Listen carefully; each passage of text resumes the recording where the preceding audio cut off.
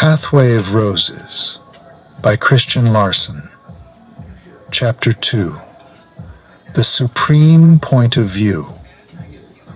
When we are upon the mountaintop of life and look upon things from this lofty point of view, we discover that all is well. Wherever we may turn our vision, we find the same. All is well. We can see all things, and yet all is well with all things. The good alone is in evidence. Everything is in the likeness of God, and we conclude that everything actually is as it was originally created by God. Very good. But when we descend to the valley, we find many things quite different, and the problem is whether the scene on the mountaintop was simply a beautiful vision or the scene in the valley an unpleasant illusion.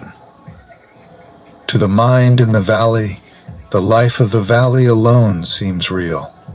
To the mind on the heights, the beauty and glory of sublime life alone seems real, while the regions below are but the undeveloped beginnings of some better day.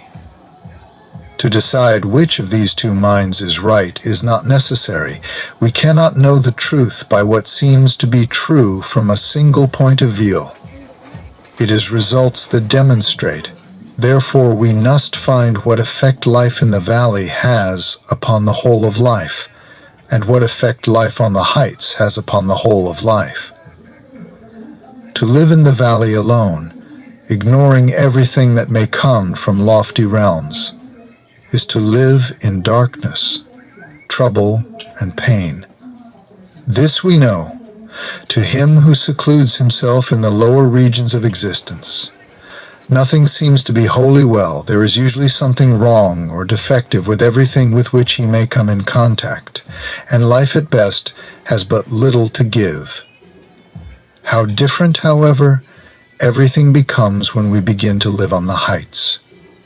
We not only find that all is well in these upper regions, but all things become well in the lower realms the moment we begin to live in the upper. We must therefore conclude that all is well when we are well, but that we are not well unless we live on the heights. We also conclude that the vision of the soul is true, that the ideal alone is real, and that man can see all things as they are only when entering sublime existence. And as all is well from the viewpoint of sublime existence, to think the truth man must always think that all is well. To live in the lower realms is to live in pain. To live in the upper realms is to live in peace, freedom, and joy. Then why should we continue to live in the lower, while wholly ignoring the upper? Why should declare that the lower alone is real, and that the upper is but a pleasant dream? Is pain more real than joy? Is bondage more real than freedom? Death more real than life? True, daily experience sometimes seems to contradict the vision of the soul, but if darkness be present now, does that prove that light is always a mere dream? When we are wholly out of harmony, we cannot understand, for the time being, how there can be any harmony. All seems to be discord, but the moment we fully recognize the absoluteness of universal harmony, discord is no more. When all does not seem to be well in daily life, we may not feel that we can truthfully say that all is well, but there is a marked distinction between the outer appearance of discord and the inner reality of harmony, and it is the inner reality that we should live. When discord appears on the surface, the cause may be found in the fact that we have descended from our true place. We have tried to go away from harmony and have thus produced discord.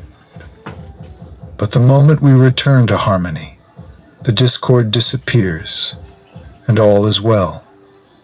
We must conclude, therefore, that so long as we remain in the reality of harmony, all will be well, because all is always well in the world of harmony, and the world of harmony is the true world. The only true world, the world in which man was created to always live. And we must remember the great truth that so long as man lives in the world of harmony, there can be no discord anywhere. So long as he lives in the upper regions, nothing can go wrong in the lower regions. The lower states of life are but effects of what man does. And when man is on the heights, he will do only that which is well, because all is always well on the heights. Therefore, since like causes produce like effects, all will be well in the valley, so long as man lives on the mountain top. This being true, every person should always think that all is well, and should always live in that sublime life where all is absolutely well. Thus, that which is well will manifest in every part of life, while that which did not seem to be well will pass away. Live in the true, and the whole of life becomes true. Whoever discerns clearly the spiritual essence or divine substance, which is the basis or soul of all reality, will manifest in the form, not only purity, but absolute immunity from all disease and from all adverse actions among physical elements and forces. His body will be spiritualized in proportion to this understanding, and will establish itself more and more firmly in that state of being where divine nature reigns supremely. To spiritualize the body is to give greater strength, more perfect health, and more youthful vigor, as well as higher quality, to the body. To establish the body in the consciousness of the spirit is to give the body absolute protection from weakness or disease. In the spirit we find all the elements of perfect being for body, mind and soul, and we place the body in the spirit. Then we realize that every atom in the body is filled, through and through, with the real substance of spirit. Make yourself a living example of the power of spirit. Do not permit a single weakness to continue for a moment. Do not say that you will be in the future. Say that you are now, and you are, because you are the exact image of the Supreme,